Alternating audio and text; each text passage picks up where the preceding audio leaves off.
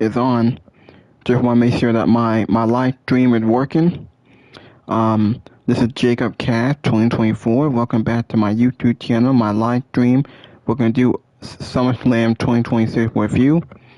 This live stream will be like an hour and 20 minutes, maybe longer. Hit that like button, leave a comment. Please subscribe to my channel. Let me know in the comments section below y'all want to see more. Thank you for watching. Thank you for all the support. Enjoy this video. We're going to talk about the pay-per-view tonight. We got a lot to talk about. This show was actually better than night one. Got a lot to talk about on this show. My video is sponsored by PlayStation. It's sponsored by JD from New York, Chris Moon, The Web Brand, some podcasters like Fightful Pro Wrestling, Good My Work Commentary, and Soundmaster Sound Off. Now, SummerSlam was actually a very good show, much better than night one. We are going to talk about this whole show. Alright. Now we're going to talk about SummerSlam. Going to go through all 6 matches here.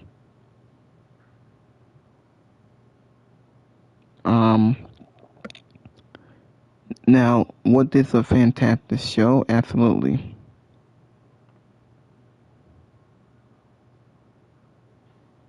I thought it was a great show. We had some moments, had some couple of good highlights here. Hold on. Fantastic show. Now, how the show started, hold on. Now, before I show you also on the podcast, I just want to show you guys this first. Now, the opener was the Fatal 4-Way. It was supposed to be Finn Balor and Sami Zayn, but they added Gunther and a returning Kevin Owens. Holy shit, that was shocking. Unsurprising. So we got a Fatal 4-Way. Kevin Owens is back. He returned. We got a very good Fatal 4-Way to kick off the show. Kevin Owens won. He pinned Sami Zayn. Kevin Owens will face CM Punk for the WWE Championship on SmackDown. Whenever that's going to happen, probably at the next pay-per-view. That's the first time ever match that we haven't seen. Something that they teased last year. I'm looking forward to it. Now, if it's up for Sami Zayn, what can happen to Sami Zayn? I'm sure he's going to be upset. Because he had to work his way in to get into this match to get a rematch at the world title. Gunther, I don't know why he was in it. He just beat Nick Aldis. I don't know what he does. Don't know what Balor does, but we're clearly going to get Kevin Owens and CM Punk in a one-on-one match, unless Sami trying to get in there somehow. But, yeah. Kevin Owens, it's great to see Kevin Owens back. A great Fatal 4-Way to open the show. Kevin Owens won. We also had a decent match with Trick Williams and Baron Corbin for the U.S. title. Baron Corbin won the U.S. title. Now, this match was, I don't think it was no qualification. I think it was a regular match.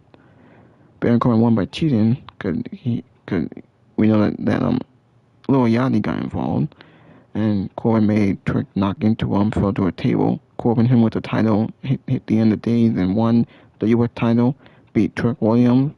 We'll see where we go with that, what Corbin do with the title. We had a pretty good ladder match for the women.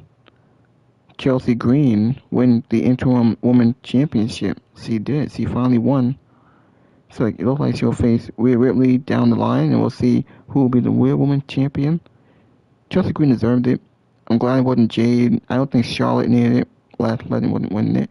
Tiffany Stratton is the U.S. champion, so she's not going to win it. Chelsea Green was the only one that made sense. She's the only one that's never had an opportunity. Now, we Last Legend, but want to see Last Legend win it. Chelsea Green made sense. And a very good ladder match. I think the worst match that kind of sucked, I wasn't a fan of, was Danhausen and Dominic in this human pole match. Some silly stipulation. I thought the match was shit and very goofy and silly. Danhausen got the victory. Who gives a shit? This is garbage. Get off my TV. I don't know why they have it. Poor Dominic in the terrible feud. Danhausen and Minihausen. Danhausen being shoved down a throat in like 6-7s on Raw. Have to see this on Monday Night Raw. Seeing this on pay-per-view. Now, Joe Hendry got involved here and helped Danhausen. We did see Jay McDonough. But Danhausen got the victory. He climbed up on the rope and grabbed the human pole money bag. And after he won, he gave money away to some fans in the crowd.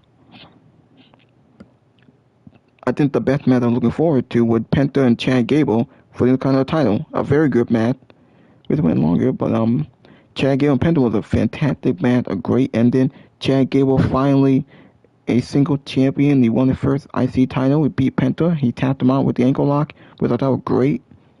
He celebrated with his family, his wife, his kids. That was a great moment. About time. Chad Gable, finally a single champion. And then the main event with Roman Reigns and Seth Rollins. Very good match. They were given a lot of time. They blew away Cody and Punk. They put a much better match. Roman won clean. He beat Seth Rollins, conquered them, and ended the storyline. There was no Rock. I don't think we saw Open Family attack him after the match. No one else got involved. Just a clean, straight up clean win. And I think after he won,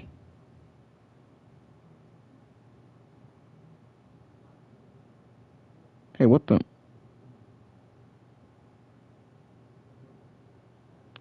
hell?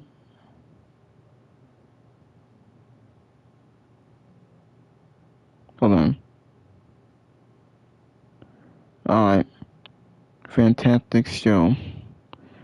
Michael shows on the podcast this year.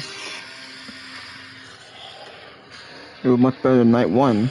There was a lot to talk about. It does make SmackDown more interesting.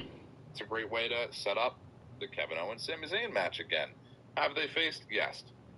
So after Reigns won, then he gave a fist pump to Seth Rollins after the heat and the beat the guys had, the long history, saying I don't like you, them brawling on TV, promo going back and forth, to go into the fist pump that they used to do in the Shield. And that was it. Felt kind of weird. Felt kind of lame. From Canada. Chelsea Green is your new WWE interim women's champion. I cannot believe this happened. Let me paint the picture here. 10 years ago, WrestleMania 32, I said on record that if Zack Ryder won the ladder match, biggest underdog in that match, if he won that match, I would shave my head bald. And you all know what happened. Zack Ryder won. He lost it the next night, but it doesn't matter. He won the match. He won the IC title. And I shaved my head. My hair never grew back the same again. And here we go, 10 years later. I'm like, what the hell? There's no way Chelsea Green's winning. So I said, if Chelsea Green wins, I'll bring back an alter ego that caused me to have more dislikes than likes on my YouTube videos. People hated this alter ego. But I said if Chelsea Green won, I would dig up the evil spirit of he who shall not be named. But Chelsea Green won. So is SmackDown, so is NXT, and all the other programming. I got Norton Pop. So glad he looks dejected. And did you hear? All Domino's pizzas are. Might as well show you all the pre-show. The post-show. See what they say in the press conference. I'm surprised that no one got involved here. No interference from the Bloodline, no Rock, no Over Family coming out to attack Roman Reigns. Just a clean win. He beat Seth Rollins. They did a fist pump, and that's it. Now we wonder what's next for Roman Reigns. I hope we don't be on Raw tomorrow. Then we'll see. Maybe Over Family can challenge him. There's going to be a lot to talk about. Congratulations on the win, and thank you for the time. Yeah, thank you.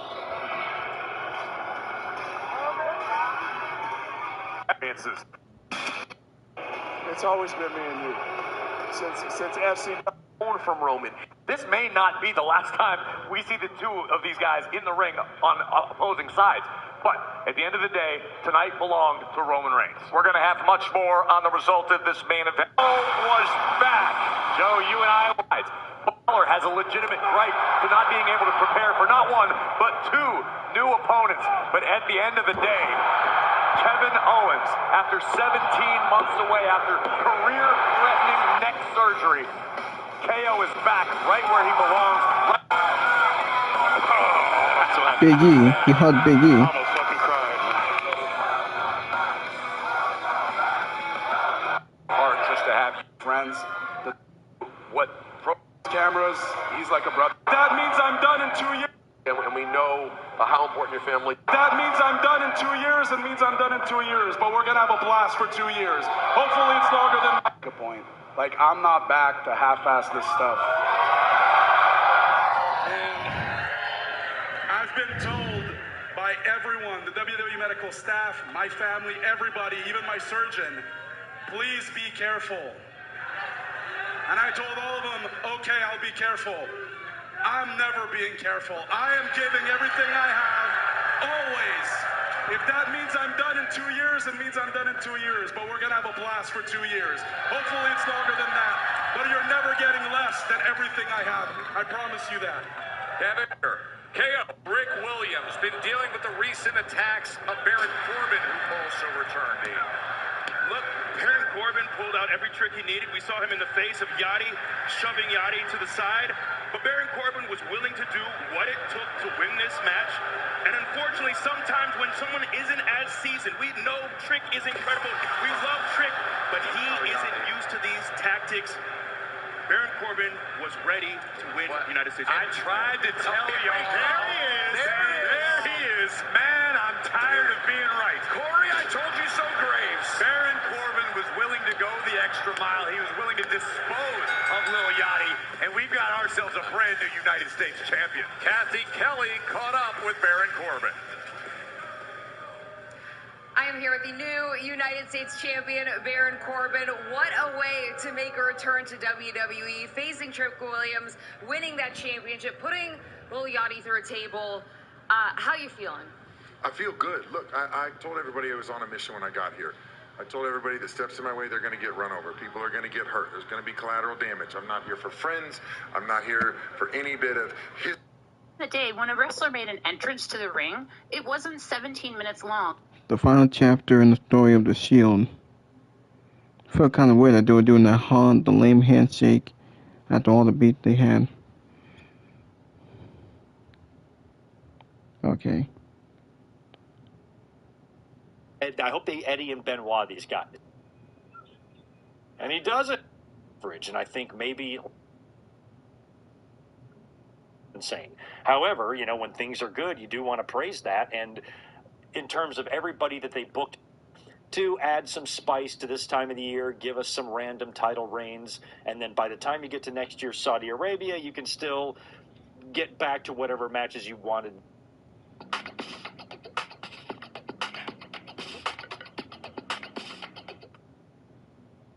Going to be live this week like we normally would be. We're just trying to figure this out from memory. Fair enough. Well, if it's getting down to that nuance out here, should we peel back who's in the fight? Clear, that is not the case. He is here to win titles, win championships. That's exactly And real quick, you called it. You absolutely did. But there was one thing I said. Not my problem. Well, there we go. Confirmation that that championship is not going to be looking like it looks right now.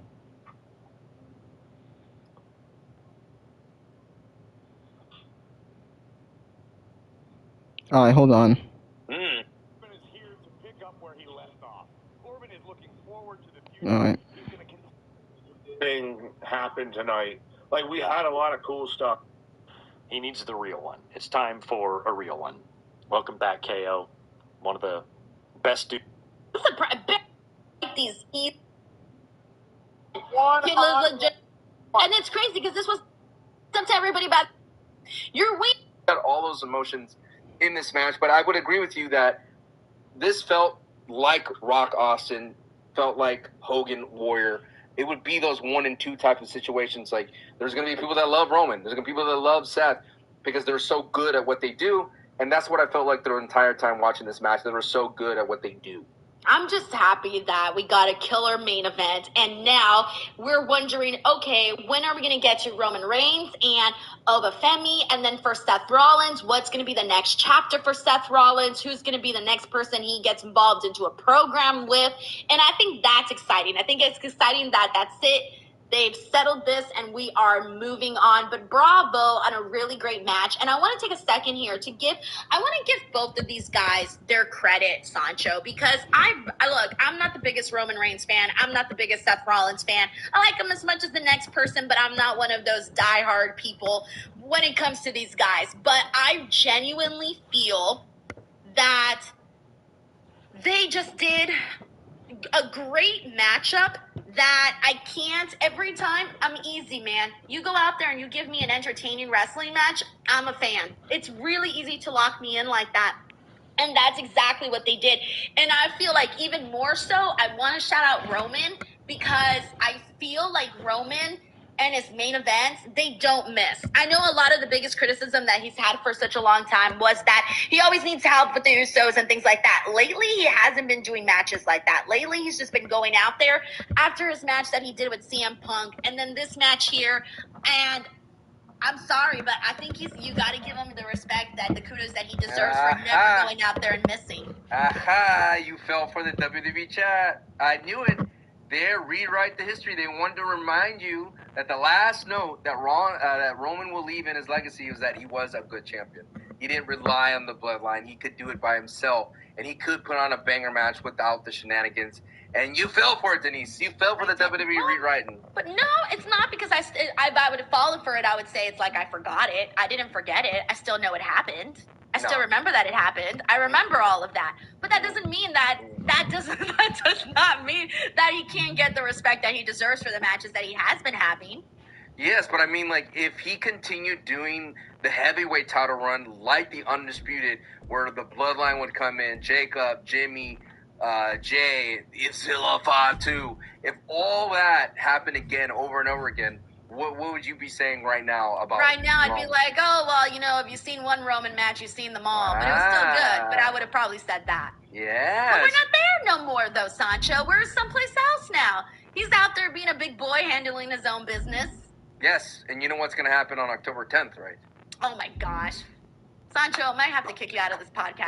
By the way... Why are you even bringing this up right now? This has nothing to do with what we're talking about.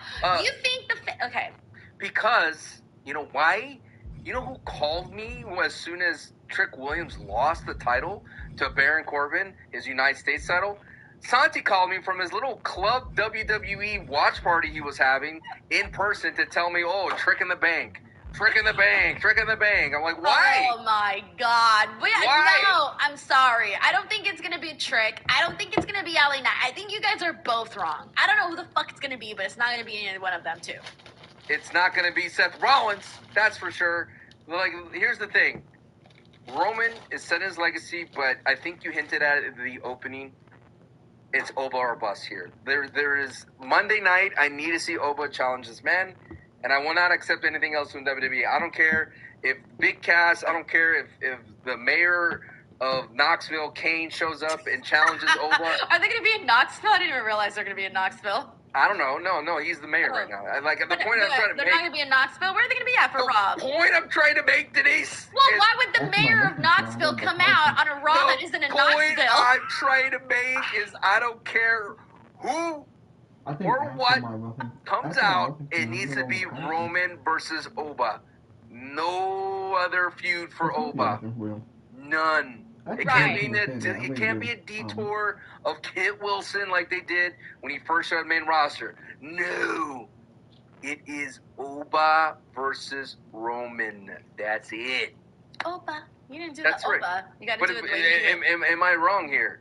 No, you're not wrong, because then if he doesn't say anything about it, people are going to be like, hey, dude, remember when you said that you were going to circle back to this afterwards? Remember when we talked about that? Everyone's going to be waiting for the elephant in the room to be addressed. So if Oba does not mention Roman, if he does not mention that championship belt, we're all going to be sitting here on our hands wondering what the hell to do next, right? What button do we press next? So yes, when Oba goes out there, he needs to tell the world, that's it, I'm done.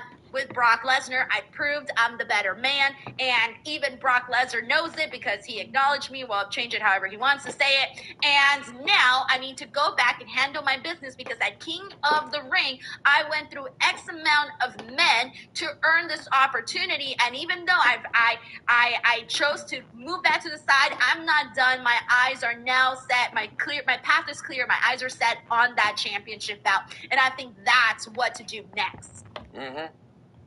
So there we go. Easy peasy right there. All right, we got Guitar Junkie here. He says, I really enjoyed both nights, and that's all I care about. Hey, man, at the end of the day, everybody's allowed to have their own opinion. So if you enjoyed the show, hell yeah. We got Hello Abraham here. It says that ending would have been perfect if it ended with Oba coming out. Would have been the explanation mark to a great night, too. Here's the thing. We all thought for a second before the whole Shield fist bump thing, before all of that, we all thought that there was a huge possibility that Obafemi was going to come out. The fact that he didn't come out, I'm not disappointed at all whatsoever because the moment wasn't about him right now. The moment was about the ending of the Shield, calling it a day. That's it. So for that reason, I'm not upset about this, and now we can move forward. And like we said, Monday Night Raw, bam, let's get right to this next thing. And so that the product can start to feel hot. I hope that today is the magic switch, Sancho. The magic switch of from this point on till the end of however that we finally start to shake things back up and get some good momentum on the side of WWE right now because I don't want to be sitting here all sad and shit every week. Well, I think the magic is in the return of Kevin Owens. That was magical. Woo, that was Sancho! magical. Yeah, a little bit of magic in the WWE's mind right there. I gotta tell you, I think that was my favorite. Oh, actually, besides the main event, of course, because the main event was my favorite. But besides the actual main event, the Fatal 4-Way that became a Fatal 4-Way. You guys are probably like, Fatal 4-Way, what? It was supposed to be Sammy and Finn, but then Nick Aldis comes out and he's saying how Gunther's in it. And at first we were like, what the fuck is going on here? And then suddenly they're like, there's one more man. And I think everyone in that moment knew. I had my fingers crossed. I said it better be Kevin Owens. It was Kevin Owens. And right then and there, I think everybody went from like, what the hell is going on to really, really happy, really excited, massive pop. And we all knew that that was going to be Kevin Owens' moment. I'm sorry, Finn Balor. I thought it was going to be your moment, but it ended up being Kevin. Sancho, how'd you feel about that? I mean, Finn Balor still got pops, though. When he started making fire up, make comeback, I think people were on board for Finn to win. I think people would have accepted that Finn would win because they were the favorite. He was definitely the favorite for this moment, but I think there was a moment in my mind like, oh my God, Finn again being tossed aside for the new toy of Kevin Owens. But Kevin Owens not only returned, but he returned to prove that he can go. He did how many swantons? Like an insane amount of swantons. Like, brother, your neck just got repaired. What are we doing here? And he did cannonballs right off the rip, too. Damn. And what really solidified night 2 as my pick over night 1 and night 2 was that they leaned into the story and the history of Sammy and Kevin Owens. Even for a second, I'm like, dude, thank you for acknowledging their past, because I felt like in the night 1, they really weren't telling any kind of stories beyond or even reflecting on the past. Here, they leaned hard into it, and I like the moment of Kevin Owens and doing his cannonballs and Sami Zayn just sitting there in the corner like just shocked the entire time. But then when you get to the throes of it, and then with the moment I was like, whoa, that's an 8-minute Fatal 4-Way. That's a very short Fatal 4-Way. Was 8 minutes? Yes. No way. Yes, it was. It was short. Oh my God, it was 8 minutes and 30 seconds. No way.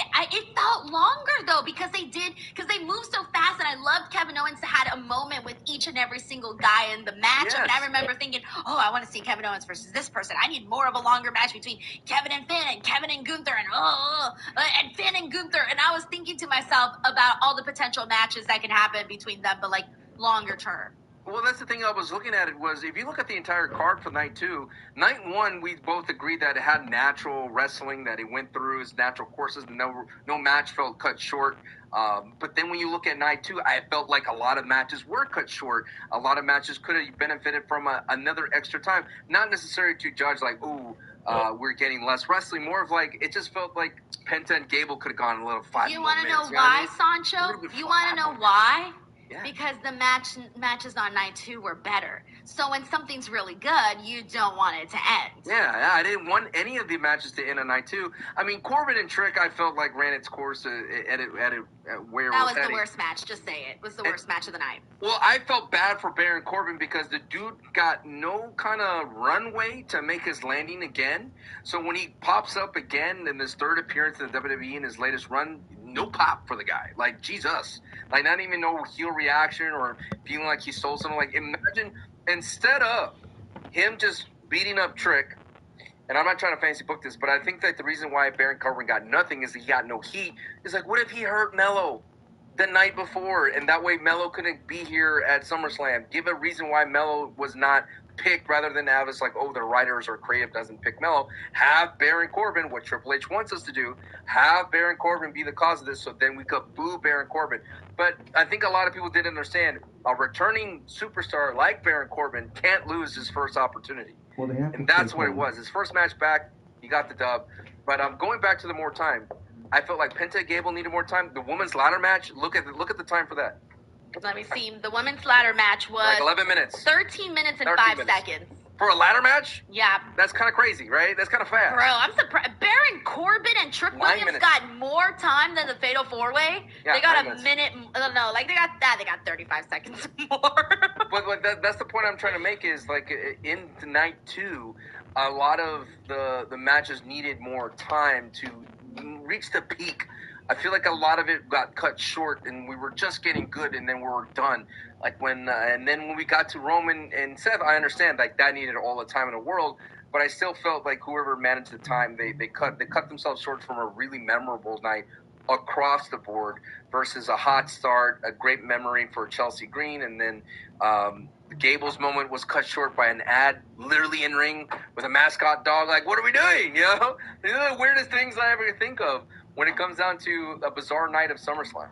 Yeah, so, I mean, look, I feel like overall the night was better. You're right, some of these matches could have been longer. I think the one that I agree that needed to be the longer was Chad and Penta because they were going to town, man. They were giving us a wrestling match. And the 4-way, that one also could have been longer too. But I really feel, and that's where you got to give credit to those 4 guys because if you make your, because they made me feel like that match was more than what you said because of everything that they were able to do. Like, they fully capitalized on every single second during that matchup, and that's like kudos to them because they're, you know, top tier. All 4 of them are top tier performers. So you had it been literally any other 4, you probably would have been like, what the fuck is this, right?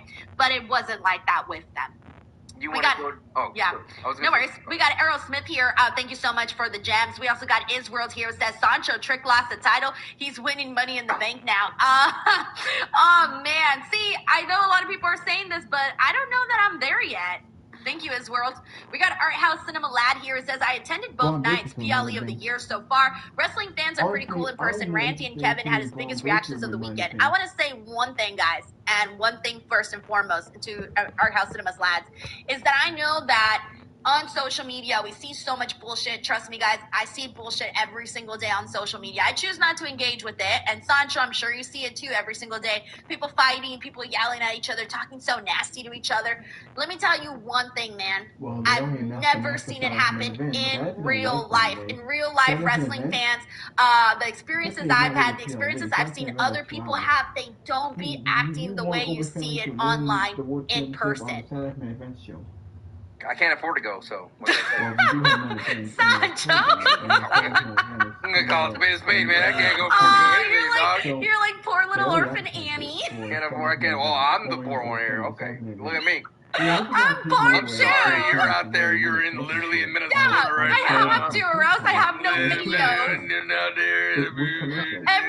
Everything that I make on this channel goes back into bringing in more content for this freaking channel. It's a vicious cycle. What can I say? Okay. Yeah, I think about when Randy and Kevin Owens, because you know, I think the WWE and everybody who's been watching so closely was like, what's missing this past 4 or 6 months? It's been off even since WrestleMania 40, right? And like, even because I've said this with Santi so many times, and I probably have never said it to you, that John Cena's retirement tour covered a lot They covered a whole year, and it made it easy to book. It's like, oh, we just put John Cena in matches, and people are going to show up. So then when John left, and now we're like, what are we going to do now? I think the WWE got caught with like, oh, we really don't have any ideas going forward that are going to be as big as John Cena's retirement tour. So they kind of coasted.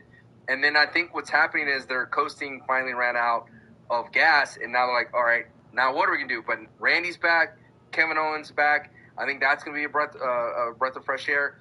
CM Punk versus Kevin Owens is going to be lit. Like, that's going to be awesome, right?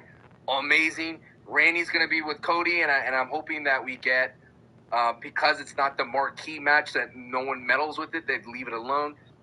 Let Randy and Cody do their thing on, like, the lower part of the card. And overall, I just feel like there is some good things going forward that I could tune in for the Monday, tune in for Friday, and see where the stories go and where they build after the SummerSlam. I feel you. Like I said, I wanted to be that turning point officially for SummerSlam. I agree. Thank you, our House Cinema lad. We got Nightwolf here who says, also, LA Knight needs to stop bitching about Roman Reigns. Still needed help to win matches. That hasn't been the case at all for this run. Yeah, he needs to. I think they're going to move on for that. I get the feeling that they're going to move on from that. He could cash in. Oh my gosh, stop it. We got Mintaro here who says, best SummerSlam main event match. Great job for both Roman and Seth. Also, congratulations to Chelsea Green. Well, let's talk about that match next up. This was the match that I kept telling everybody that I was the most hyped for because I am a sucker. You could probably kidnap me if you tell me, Denise, in this white van, there's a ladder match going on. I'll be like, okay, let me go see this ladder match. Do not try that, guys. All right, kidnapped via ladder match. All right, so anyways, I was very much looking forward to this match, so I was so excited. And so we had all the girls, Chelsea, Charlotte Flair, Jade Cargill, Lash Legend, Tiffany Stratton going out there. And I'm not going to sit here and be like, oh, this match was one of the greatest ladder matches I've ever seen. Definitely not. I think there were some stronger women's ladder matches and all, but I think for me, the moment was primarily just seeing Chelsea Green. I do have one minor little tweak that I wish they would have done differently. There was the moment that when Chelsea threw Tiffany Stratton, and Tiffany Stratton did her beautiful freaking swanton, and she went down, took everybody out, right? Wonderful. That was the moment where all of a sudden the adrenaline was going, the adrenaline rush was there, and Chelsea gets the ladder, she builds it up, she's getting ready, she's climbing, and the baddies come in and attack her. I did not like that. I think that the baddies, if they were going to come in, they should have came in earlier in the match. I thought that moment right there was the moment for Chelsea to win instead of doing all the extra stuff, because the extra stuff looked really clunky, and it... Ryan Adams, thank you for that piece of info there. Chelsea on the post show dedicated her win to Michael Hayes. Fuck you, Doc Hendricks, you dumbass, you crazy ass outfit wearing fuck. Yeah, Chelsea's the best. Anyway, Danhausen and Dominic. Danhausen, I guess, gets crotched on the ropes, as you see here. Dominic is going up to the top to get the money. He's almost there to position. Roman was standing in the title. We wanted to see her and the interim champion, and then the winner is the official women's champion and is able to retrieve. Okay, what's your name, sweetheart? I forgot. How it feels to find the perfect rental car. Already half their face. It was actually definitely a step up from what we got, which if you would have told me that coming into this weekend, I would have been like, what are you talking about? On paper, night one was much better than night two. It's funny how it works out sometimes. We had Roman Reigns and Seth Rollins in the main event. And we had 14 years of history behind this match. This match was really built around the Shield, the symbolism of the Shield, the chair to the back, all the history between these men going back to the very beginning. It's all culminating in this match because Roman Reigns could not beat Seth Rollins on the big stage. Whenever there was a championship on the line, whenever there was like a big, big match, he has not been able to beat this man. That was the story coming into this match. And I was of the belief, up until maybe, I don't know, a week ago, 10 days ago, CM Punk and Cody Rhodes, they should have closed the weekend because that just felt like the bigger match. until we saw the back and forth on SmackDown and everything, and it became very clear to me last week, I said, you know what, this doesn't really feel as big as I feel like it should feel. Roman and Seth has been built up like a major main event. So I think they got it right as far as the positioning of the main events. And as it turned out, the match with Cody and Punk last night, while it did pick up towards the end, and I did end up thinking it turned into a good match, was not as good, not nearly as good as I was expecting it to be. It was actually quite boring for the first half. Tonight, Roman Reigns and Seth Rollins went out there for even longer. That match last night was, I think, 29 minutes. They went out there for 33 minutes in the main event tonight because, Roman is always going to get as much time as he needs. They gave him 33 minutes in the main event tonight. They went out there, and yes, there were a lot of, there was a lot of finisher spam, and one thing that they did a lot of, and this is actually a hallmark of some of Roman's matches, but it was very apparent watching this match here tonight, was the fact that Roman and Seth, they were using each other's moves. So it's not enough for Roman to use the spear, then Seth uses the spear, Roman uses the stomp. We had a lot of that sort of thing in this match. But I gotta say, Roman's really good. Roman is really good at doing a Roman Reigns match. There's a certain formula to it. No, great, and more often than not, like on a big stage like this, Mania, SummerSlam, it works. It worked at WrestleMania. He went out there with CM Punk. They had an excellent Night 2 main event. And it worked with Rollins here on this show. Maybe it didn't for everybody, but it did for me. It certainly resonated more than anything I saw last night, including Brock and Oba, including Cody and Punk. They went out there, they had an all-timer in the SummerSlam main event. I say all-timer. I don't mean that it's going to rank, in my top 10 or anything like that, but in terms of just excellent SummerSlam main events, this one will be up there. Certainly for SummerSlams over the last decade or so. And it puts to bed the whole Shield lore once and for all. I love the symbolism at the very end when they shared the fist bump and they had the old Shield half mask, the skull mask that they used to wear. I mean, they were putting on an example for people long before the pandemic, covering half their face. We had the skull mask laying on the floor in the ring with them. I saw it as kind of the symbolism of Dean Ambrose, who couldn't be there. He was there in spirit. So the mask sort of represented Ambrose, and there you had Rollins, there you had Reigns. And so finally we could put the Shield in the rear view. Is this going to be the last time these two ever step in the ring together one-on-one? Probably not. It kind of felt like the closing of that chapter, though. If we do circle back around to this at some point, it's probably going to be a very long time. And good, it should be a very long time. We don't need to see Roman and Seth anymore. They put a nice button on it in that main event tonight. Where Seth Rollins goes, I don't know. Where Roman Reigns goes next, I have a few ideas for where that may be. And we'll talk about that when we get towards the end here. But I thought an excellent main event. The other thing I was looking forward to, actually the thing I may have been looking forward to the most, frankly, on this night too. Chad Gable was in his hometown of Minneapolis, Minnesota. I've been waiting for Chad Gable as a fan of his work. I've been waiting for a very long time to see Chad Gable get what he deserves. And what I felt like this man was overdue for was to win a championship, which he had never done, singles championship, he had never done. Over a decade in this company, going back to his days in developmental as part of American Alpha. And you saw the work that he did in AAA. You saw the mask match he had with Kaiser a few months ago. And everything was just set up perfectly for tonight. They're in his hometown. He has this redemption arc. He's a babyface again. He's going around completing the 12 steps and apologizing to people for past indiscretions. They're trying to get this clap over that he's doing, the new music, all of it, right? Everything was set up perfectly for him to walk into his hometown tonight and finally have that big moment. They had one job, and they did what they needed to do. And Chad Gable, for the first time in his career, is finally the Intercontinental Champion. He did what Sheamus could never do. He won the IC title before Sheamus. Actually, Sheamus will never win the IC title now, but he won the Intercontinental Championship. It was a family affair. His wife, his kids, I think his parents, they were all there, invited them into the ring when the match was over. He got some mic time. Like, this was everything that I had hoped it would be. Except for the fact that they only got about as much time as Oba and Brock did last night in the main event, which is to say, they didn't get a lot of time for their match.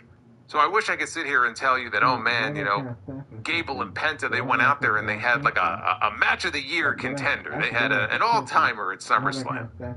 They didn't. They didn't. And they didn't have enough time to. On a show where, you know, we have a lot of other things going on. We have long entrances and we have long commercial breaks. And so we can only fit in so much wrestling on this show. I'm not asking for an overabundance of it, but if there was one match on this show that I really wish could have gotten another 7 to 10 minutes, it was that one. That's really the only critique of that match that I have. Those two weren't able to go out there and put on the kind of match I know they can. But Chad Gable finally got his moment. Very cool to see. Chelsea Green, speaking of moments, we had this ladder match for the Interim Women's Championship. And as big of a moment as it turned out to be for her here tonight, I stand by what I've been saying, which is that the Interim Championship is completely unnecessary.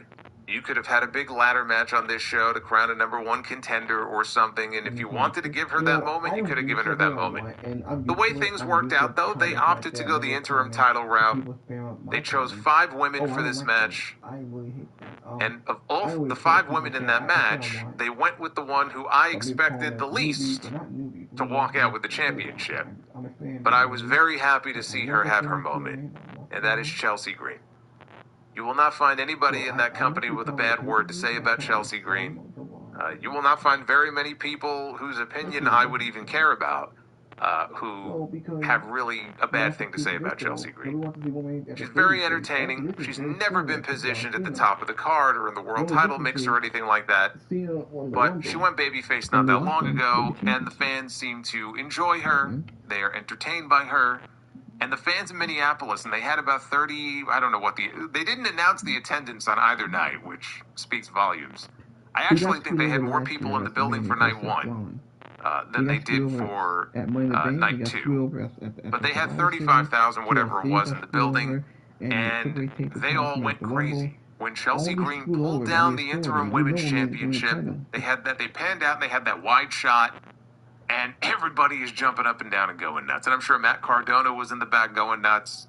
Right? Nobody is happier, I'm sure, for her than he is. And it was just a great moment. And it was a great, you know, crowd-pleasing finish to what was not a very good match. I told you guys coming in, there's no in-betweens on this. That ladder match is either going to turn out to exceed expectations and be really, really good, or it's going to be really, really bad. And it's going to be a mess. And for the most part, that's what it was. But we got the crowd-pleasing finish there. So another moment, right? The Gable moment. The Chelsea moment. We got more moments on this show than we did last night. Another moment we got was we got no title changes at all last night. Tonight we had a few.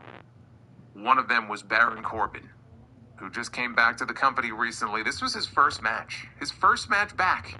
He was wrestling for the United States Championship. And he is the United States Champion. I know there's going to be a lot of people who scratch their head. Why would they do this? Why would they take the belt off of Trick? And of all people, put it on Baron Corbin. I don't mind the move. I actually, I didn't just predict it. I endorsed it. And, you know, we'll get into the match and, you know, what it could mean and all that. So that was another moment on this show. But then one of the bigger, if not the biggest moment on the show actually came in the opening contest, and it was the return of a former, I was going to say former WWE champion, but I guess he's never won the WWE title. Yet, it may happen. It actually may finally happen. Because Kevin Owens, we've been waiting so long for Kevin Owens to make his return. He's been out for almost a year and a half. And let me tell you, my God, if anybody has been missed on that SmackDown brand, It is Kevin Owens. I've certainly missed him. That show could certainly use him. And now he's back. And he looks great. Looks slimmer, right? Looks like he's dropped some weight. He was added as a last-minute addition to the #1 contenders match, and Kevin Owens is going to be challenging CM Punk when we don't know, but he is next in line now to challenge CM Punk for the WWE Championship. I've been talking about this for a while. I said, man, if there's one match that I have been waiting to see since Punk came back to the company in 2023, it is CM Punk and Kevin Owens. Not only are we on the precipice of it here, but it will be for the WWE Championship. And no one is happier about that than I am. That put a smile on my face. That was a great way to open the show tonight. Another moment. The return of Kevin Owens. Last night it was the return of Randy Orton. Tonight it was the return of Kevin Owens. We actually had wrestling. Orton didn't wrestle last night. Kevin Owens wrestled on this show. Unannounced, unscheduled, not promoted. Nice surprise there for the fans in the building. Nice surprise for the fans at home. So again, when I look back at this night too, there were just more of those moments that I can look at and say, okay, this made for a more enjoyable show than night one. And I thought the matches on the whole were better. I thought that you compare it to like last year. You know what it reminded me of actually last year? Now that I think about it, the night 2 main event at MetLife, John Cena and Cody Rhodes. They went out there, and man, they had a bad match at WrestleMania. But they went out there at SummerSlam, it was like Cena had something to prove. That was actually like his last truly great match of his career, was the one against Cody. They went out there and had a almost 40-minute main event that was fucking awesome. One of the matches all year. Roman and Seth was very similar to that. I don't think Roman and Seth is going to be, the match of the year at the end of the year or anything like that. But they went out there on night 2, and they had this 30-plus minute, epic encounter. That was clearly their goal going out there. So very similar to night 2 of SummerSlam last year. I would say that this tonight was a thumbs-up show on the whole, which I think makes it overall a thumbs-up SummerSlam, because I said last night the show was not bad. It just wasn't all that good. It was very middle of the road. Last night I said 6 out of 10. I would say with tonight's show, SummerSlam overall, if I had to grade it, I think it bumps it up to a 7 out of 10. I can't go higher than that. But I think 7 out of 10 is fair. So in the end, SummerSlam, it was always going to come down to how much time do they give the talent to go out there and do what they need to do. I think that score would have been a bit higher had some of those matches been given more time to marinate. I'm not saying give them too much time, because you can go overtime and then you kind of lose the crowd. But like that Gable and Penta match is a prime example of, man, if those guys just could have had another 5 or 6 or 7 minutes to really kind of whip that crowd into a frenzy, that would have made it so much better. So if there was one really noticeable critique, and there is more than one, but if there's one that really I keep coming back to for this weekend, these matches, we've got some very short matches on these shows. I don't want to see all these matches going 20 minutes, but the ones that you would think should get 20 minutes or 15 minutes, they didn't get it. They didn't get it. And they didn't get it for reasons that I don't think are acceptable. These long extended breaks, and obviously they have all the commercials and everything, and it's kind of the era that we're in. That never used to be a thing when it came to the pay-per-views. In the PLE era, it's no different than a television show, right? See, it's littered with commercials, and you got to find time for all that, and I understand it. We have the elaborate entrances, and that takes 10, 15 minutes, per match. But you have 2 nights. And you would think by having 2 nights, it would allow them some breathing room to give some of these matches more time. And there were multiple instances on this, not just tonight, but really this weekend, where I felt like, man, this thing is just really getting good, and then it was over. That's how I felt with Brock and Oba last night. It was just about to kick into that next gear, and then it was over. And it's like, well, there could have been so much more there, but you left some meat on the bone. But on the whole, I have to give this weekend a thumbs up. This is your SummerSlam Night 2 review. It is August 2nd, 2026. I am the Solid Monster. Thank you guys for the second straight night for hanging out with me. We had fun last night. Let's have some fun tonight. I already see some red bombs here. I'm going to get to those guys here first. And then I'm going to get to your Super Chats a little bit later on as we go along. Super Chats are open. For those who want to drop some support, if you have questions, comments, what did you think? How would you grade Night 2, Night 1? Let me know. So get them on in. Special donation amounts are in the description down below. And welcome to all of our new subscribers. We recently broke 93,000. So thank you to all of the new subs. And hit that like button. We are going to spin the wheel right now.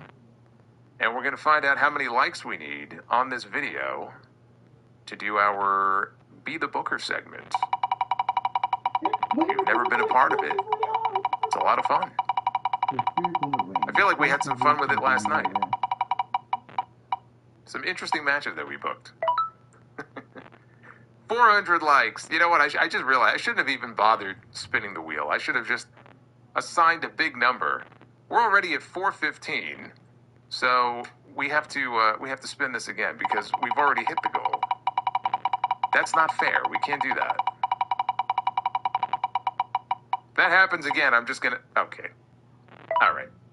So we're gonna put the wheel away. You know, on like big nights like this, I shouldn't use the wheel.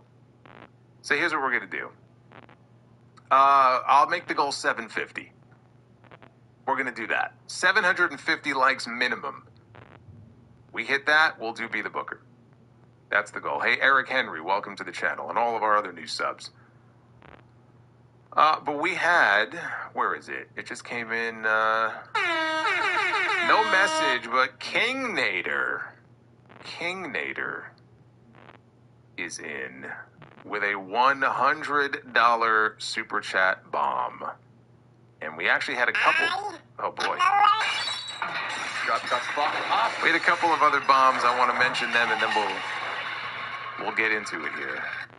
Fuck that tree. Fuck that tree. Jersey Authentic, that's right. Thank you, Jersey Authentic.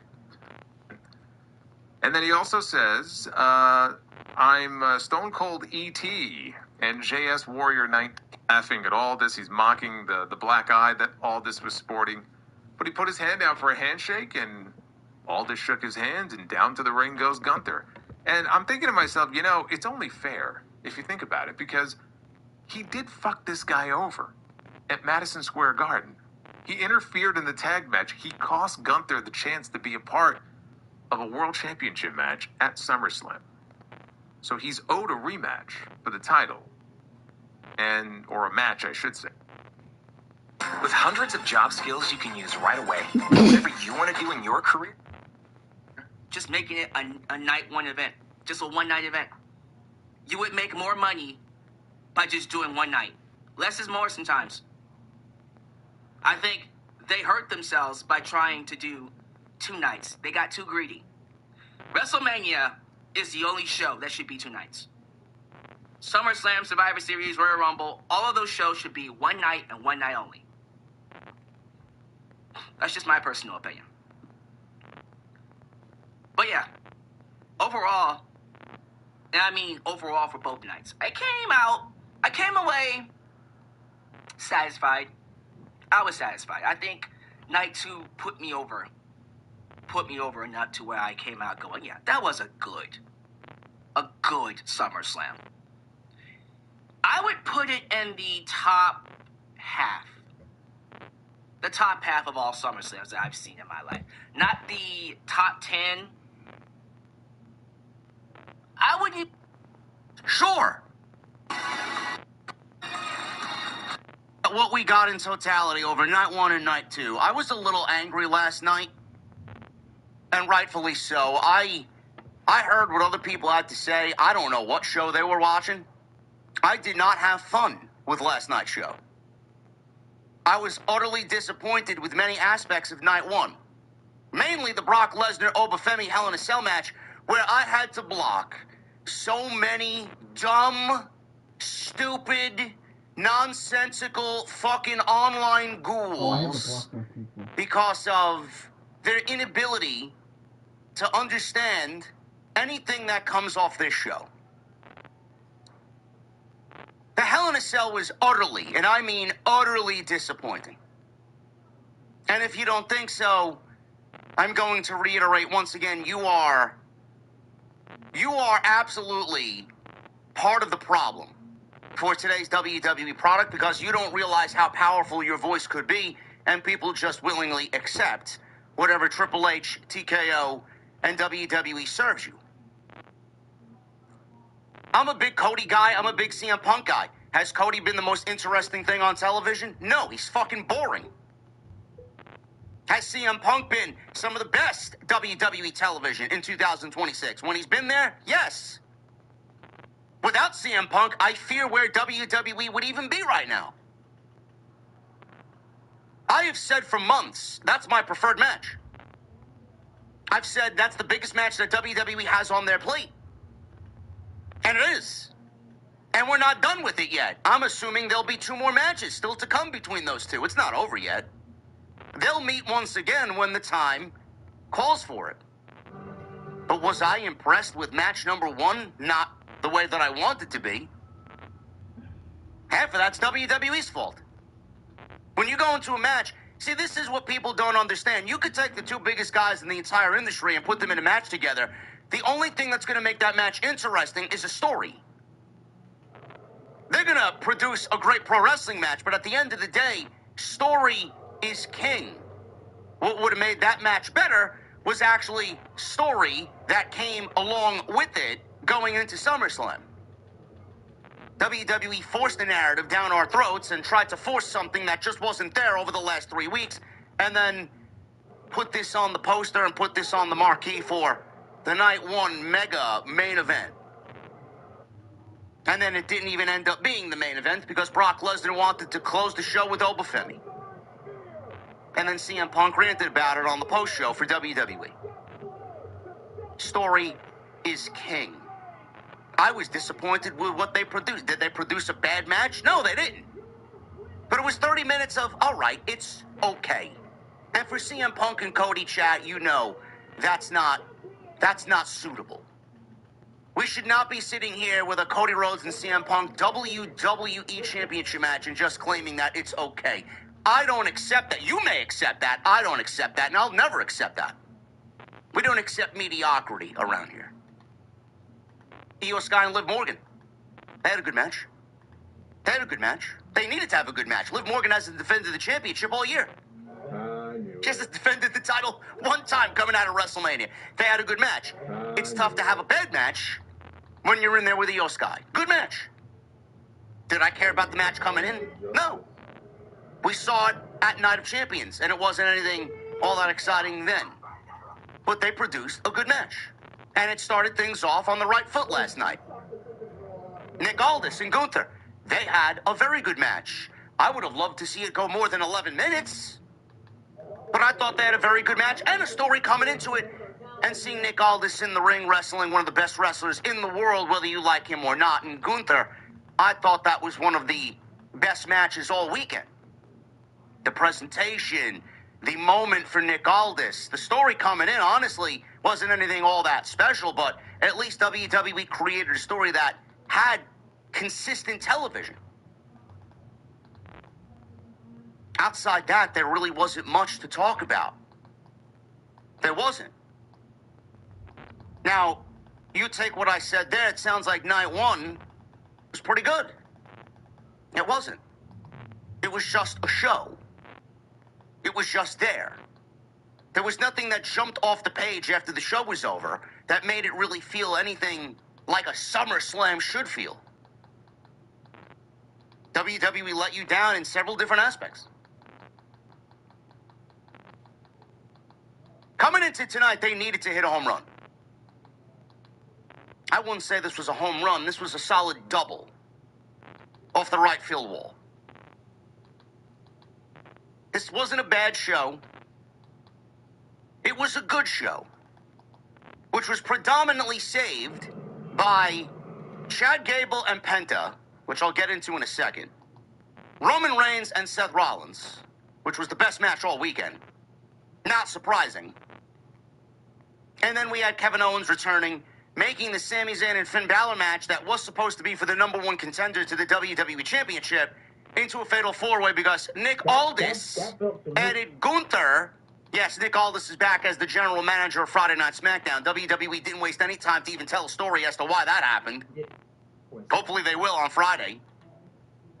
Finn Balor, Sami Zayn, Gunther, and a returning Kevin Owens is now back with the WWE on Friday night. And my God, man, he is a shot in the motherfucking arm that Friday night so desperately needed. And that was one of the best moments all weekend. To see him back. He is one of the best things about their television show and has been for a very long time. Outside that, on night 2, I can't really pinpoint what really blew me away on tonight's show. Which is like the Universal title, I think. And I'm going to start with the good. Roman Reigns and Seth Rollins, WWE World Heavyweight Championship match, best match of the weekend. They got a lot of time to tell their story. We got a lot of Shield lore. We got table power bombs. We got shout outs to Dean Ambrose from Michael Cole. We had a Death Rider by Roman Reigns tonight. We had both guys in the match tonight doing their own finishing maneuvers. We had Seth doing a spear and Roman doing a buckle bomb and a stomp. There was a lot of Shield lore coming out of this match. And whether you like Roman Reigns or Seth Rollins or not, it is pretty difficult to sit here and not appreciate what they bring to WWE. Main event consistency. Roman Reigns is one of the best big match, if not the best big match performer in all of pro wrestling. There's nobody more consistent than Roman Reigns. Quote me. I don't give a fuck who you name. You want to name me some New Japan fucking guy out of the blue, or you want to name me Okada or Kenny Omega, whatever the case may be. Roman Reigns is the most consistent main event level performer in the business. Nobody commands a crowd, and nobody feels at that level bigger than Roman Reigns. And we've all criticized Roman Reigns for the lack of appearances or the lack of him being on television to actually sell some of the stuff that we're getting on television leading into a PLE. But when Roman Reigns is on television, and when Roman Reigns enters a big match situation on a major PLE, it is very difficult to find somebody that has been as consistent and at that level than Roman Reigns.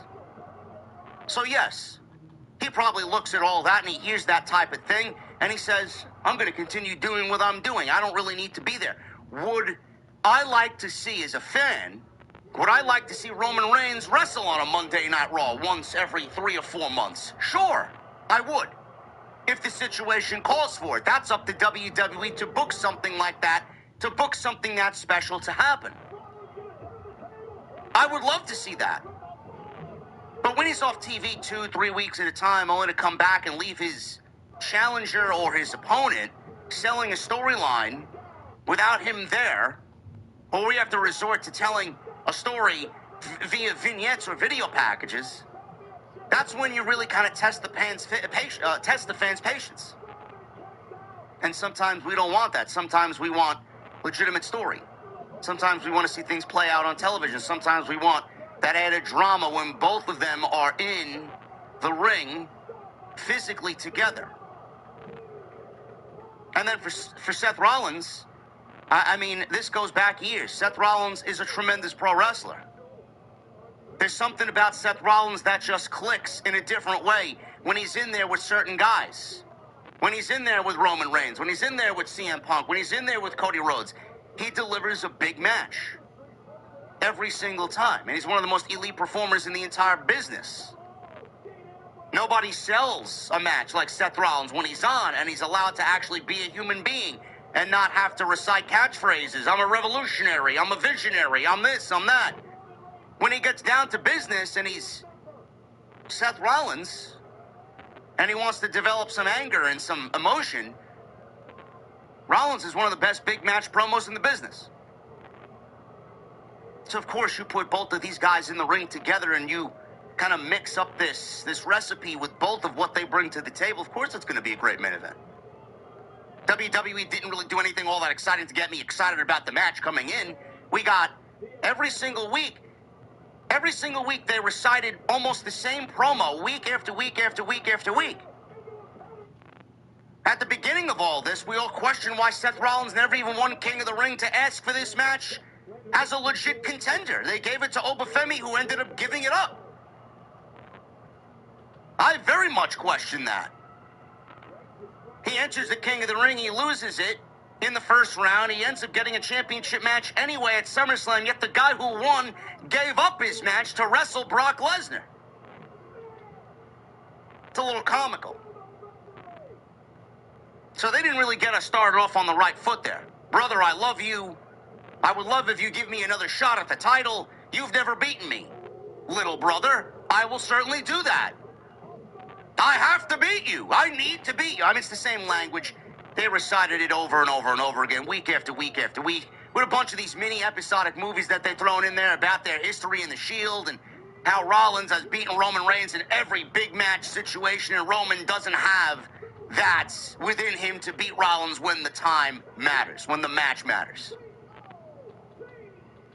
They danced around that all build, and they didn't really give you anything new. There wasn't anything bloodline related up against Seth Rollins. Seth Rollins was just basically kind of poking the bear. I've beaten you. You've never beaten me. Big brother, little brother, blah, blah, blah.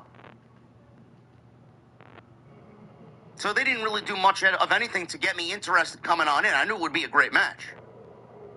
And the end result ended up being 31 minutes of the best match all SummerSlam. And by far and away, they blew Cody and Punk out of the water. And this is the reason.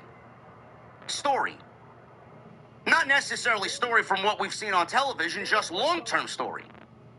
There's a lot of equity in Seth Rollins and Roman Reigns. There's a lot of real estate in both of their men's careers because they came up together and then they split. The Shield was no more and they went on two separate paths. But they've always crossed paths. They've always come back around to find each other. Rollins in one place, Roman in another.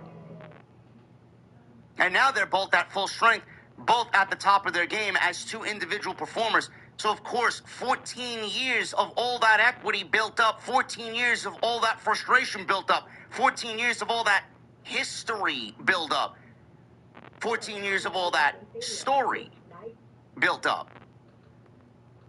Just based on that alone, Cody Rhodes and CM Punk didn't even stand a chance to compete about SummerSlam's top match. There was no way for them to compete with what Seth Rollins and Roman Reigns were bringing to the table, even though the build might have been less than coming on into SummerSlam over the last 3 or 4 weeks. Story. History. Something in which CM Punk and Cody Rhodes don't have. Sure, they have a lot in common. But none of that played out on WWE television, and they can't play that out in 3 weeks. I thought what they did was tremendous tonight. Was it better than CM Punk and Roman Reigns at WrestleMania? No. No, it wasn't. I still take that match to be the best match in WWE all year. This is definitely going to be in the top 3. Top 5 at best. I thought what they did was tremendous. Kevin Owens being back on WWE television was also one of the highlights of the entire weekend. I kind of figured he would be back in WWE because there were rumors that Kevin Owens was in Minneapolis. He was doing some meet and greets. He was at the Fan Fest, signing autographs, taking pictures, and whatnot. His name has been making the rounds over the last week or so. Both him and Randy Orton were floating around in the rumor mill. Randy Orton returned last night at the end of the Cody and Punk match to cost Cody the WWE Championship by RKO. And Kevin Owens, we figured that he would be involved in some way, shape, or form coming into tonight. And I said last night I wouldn't be surprised to see him actually come out and do something with Sami Zayn tonight. I didn't have any idea And I don't think anybody thought that Triple H would take Sami Zayn and Finn Balor one-on-one match for the number one contender to the WWE Championship and make it a fatal four-way. A fatal four-way including Gunther and Kevin Owens himself. I thought that was a great moment. Kevin Owens is now back on Friday Night SmackDown. Kevin Owens is now the number one contender for the WWE Championship. And right now we are looking at a Friday night. When and where is yet to be determined. But Friday night right now, CM Punk coming out of SummerSlam is looking at a WWE title program with Kevin Owens. I don't give a fuck what you do. I don't give a shit how you book it. I don't give a shit when it happens. You let those two men go out there and create. Do not stifle. Do not hold them back. Do not suppress. Let them go out there and do what they need to do. Kevin Owens dramatically changes the look of Friday Night SmackDown. Now all we need is Drew McIntyre back. CM Punk, Gunther, Sami Zayn, Kevin Owens, Randy Orton, Drew McIntyre, Cody Rhodes. Do you realize that SmackDown has the best main event scene in all of WWE right now?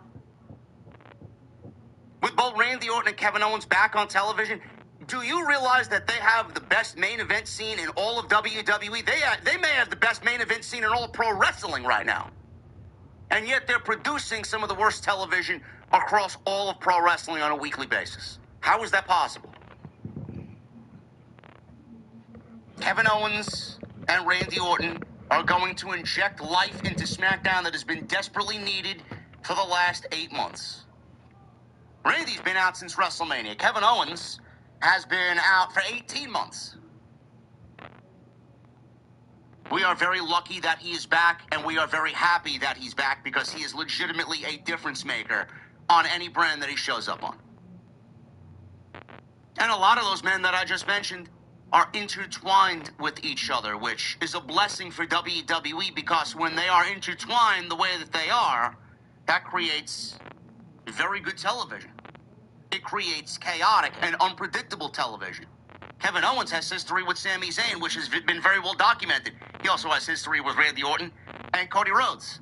Orton and Cody have unfinished business coming out of WrestleMania. Sami is still chasing the WWE Championship because, once again, he was wrongfully fucked over. Gunther's been chasing the WWE Championship, and he's not letting go of that. Finn Balor is another one. I didn't even mention him. He wants redemption after 10 years. He said in the build to Sami Zayn, every time SummerSlam rolls around, I think back to 2016 and the fact that I had to win the WWE Universal Championship and give it up 24 hours later. You bring Drew McIntyre back into the fold. He's got history with Gunther. He's got history with KO. He's got history with Sami. He's got history with Cody. He's got history with Punk. You got a main event scene that is legitimately the best that WWE has seen in over a decade on Friday night. There's no excuse at that point. There's legitimately no excuse. That's must-see appointment television. If you can't write television with all those guys that I just mentioned back at the same time for a Friday night show at 2 hours, then maybe you shouldn't be in the position that you are writing television for WWE. Point blank, period. At that point, yes, it makes Raw the B show, Cornell. 100%. 100%. So Kevin Owens being back is a lot more important than people realize. You might not be thinking it now, but him being back on Friday night is going to be a catalyst for what that show genuinely could be. And I didn't even mention the women. Rhea Ripley's hurt right now. Rhea Ripley, Charlotte Flair, Bianca Belair out, Naomi. I think Naomi will go to Raw. Blake Monroe, JC Jane. SmackDown Women's Division is better than the Raw Women's Division. All we need, really, is WWE to tighten up the tag team division after so many years of neglect. SmackDown could legitimately be the A show. What a comeback that would be. Chad Gable. Chad Gable chased the Intercontinental Championship 6 times. He's failed at winning the Intercontinental Championship. He beat Penta tonight in what I thought was a good match. Again, I'm disappointed. I'm not disappointed in the fact that the match they gave us was not good. The match was good. See, there's a difference between, and I know some people are watching me thinking that when I say that, oh, I hate everything, JD hates everything, JD's never happy with anything, blah, blah, blah, blah, blah.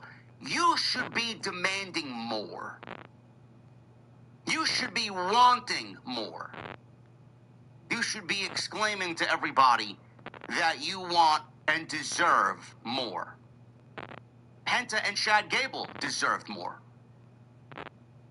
Chad Gable won the Intercontinental Championship tonight in a good match. Was it a pay-per-view? Was it a PLE? Sorry, a PLE-worthy match or a pay-per-view level match? No, it wasn't. If you think it is, then you have very low standards. That's not a pay-per-view level match to me. That match felt like a Monday Night Raw main event that was just lifted from Monday night and placed on a PLE, and they called it a PLE Intercontinental title match. What they did was good. They got the right outcome. Chad Gable won the Intercontinental Championship, and I can't hate on Chad Gable winning the Intercontinental Championship because the guy deserves it. We all love Chad Gable, and Chad Gable deserves that moment more than anybody on the roster. He's put in the work. Chad Gable's put in the work. Chad Gable was injured. He had to see his creation, El Grande Americano, go to somebody else. That somebody else is Ludwig Kaiser, who may or may not be the biggest star in all of Mexico. He got injured. Someone else took his gimmick, ran with it. He came back. And it might have been a little scary for him because he comes back, and this guy is as hot as anything in the company. And Chad Gable, once again, has to find meaning in the WWE. But the story that he created before he had to give up the mask still existed. It was still there. That was something Ludwig Kaiser could not take away from him. In fact, Ludwig Kaiser actually helped the story along because their mask versus mask match was the best match in WWE all year, and it ended up being the catalyst for where we see Chad Gable now. It molded the Chad Gable character now. The reason why Chad Gable won the Intercontinental Championship is what happened in that match with Kaiser. It's because of that match with Kaiser we finally got Chad Gable to the height of winning the Intercontinental Championship. So it might have been a what-the-fuck situation. It might have looked bad when he got hurt. It might have looked bad that when he had to give up the mask and him coming back, he had no real direction. But he did. But he did. I have to play as my character. And now both Kaiser and Gable are at the top of their craft. That's what makes professional wrestling a beautiful thing.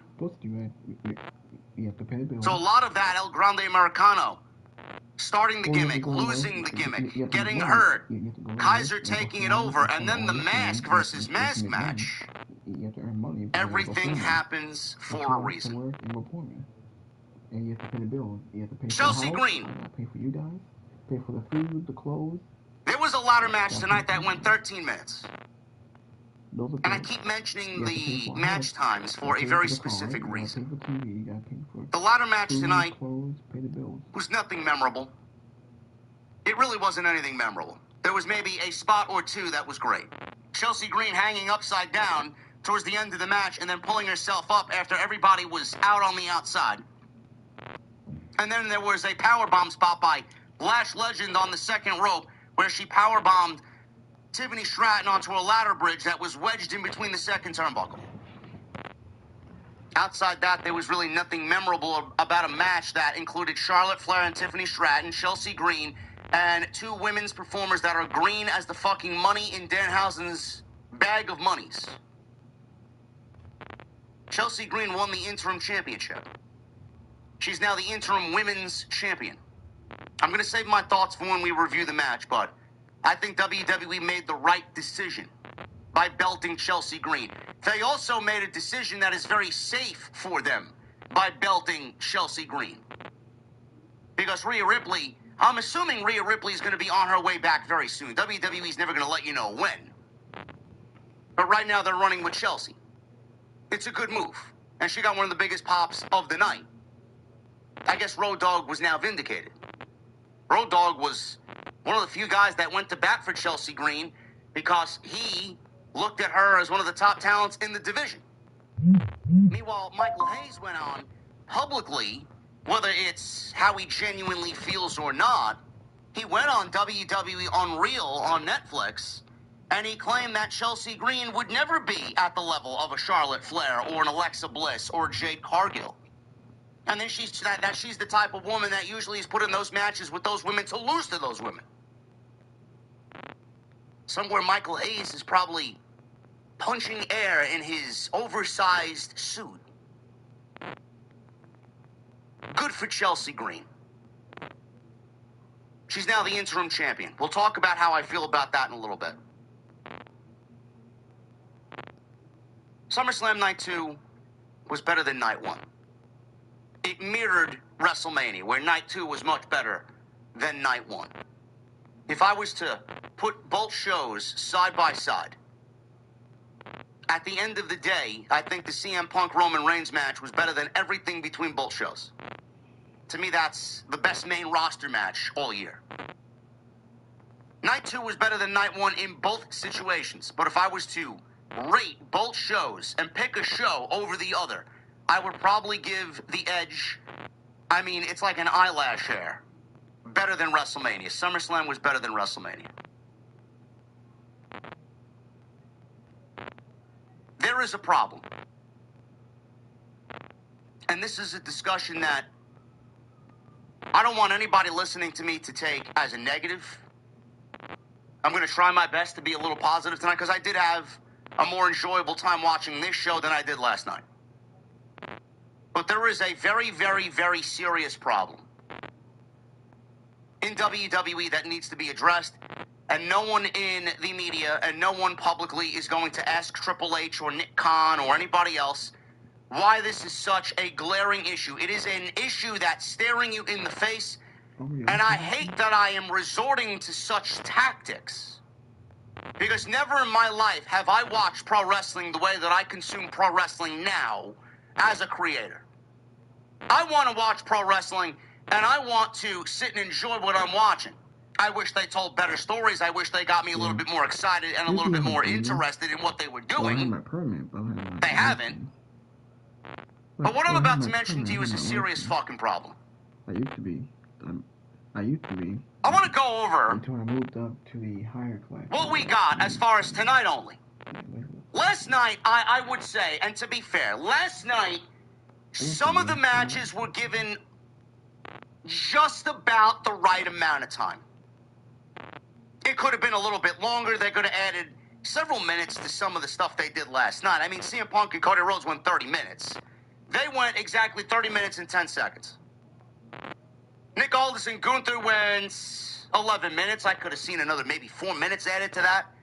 I said last night, Gunther and Rollins went 15 minutes, and they didn't have a story at WrestleMania.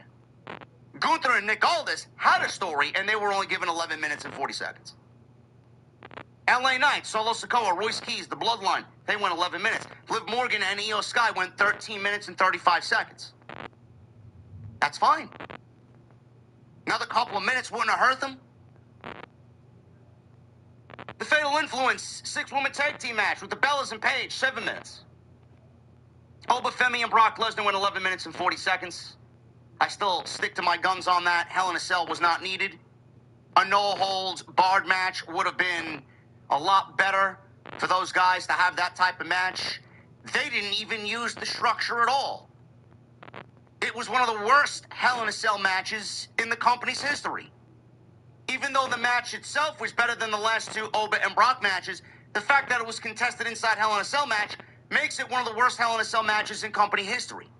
Because the structure legitimately never once came into play. Never once did WWE build up any drama with the structure. It was just there for show and tell. We had two situations where the structure was shown on Monday and the structure was shown on Saturday, and in no situation did the structure come into play. In fact, they actually used the structure, believe it or not, sadly, on Monday, more to tell a story than they actually did in the match. So you can't sit there on the other side of this camera and tell me that I hate everything when you know that I'm fucking right about the things that I usually complain about. Kevin Owens. Him and Gunther got added to a match between Sami Zayn, Finn Balor, making it a fatal four-way. The match went 8 minutes and 30 seconds, chat. 8 minutes and 30 seconds. A match that consisted of Kevin Owens, Gunther. Having Gunther in an 8-minute match is just fucking unreal to me. That alone is fucking... what the fuck? Kevin Owens, Gunther, who's one of the best pro wrestlers in the world. Sami Zayn, who's the most interesting character in the company. And Finn Balor.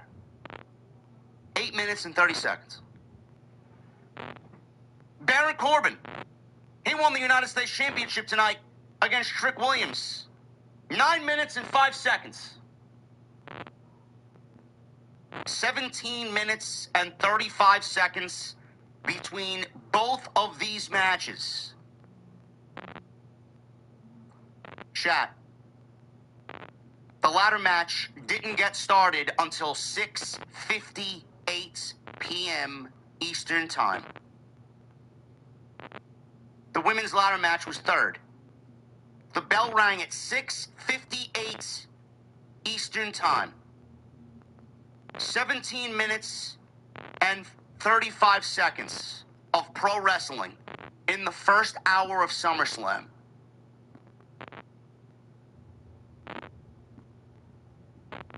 I hate watching and consuming pro wrestling like this.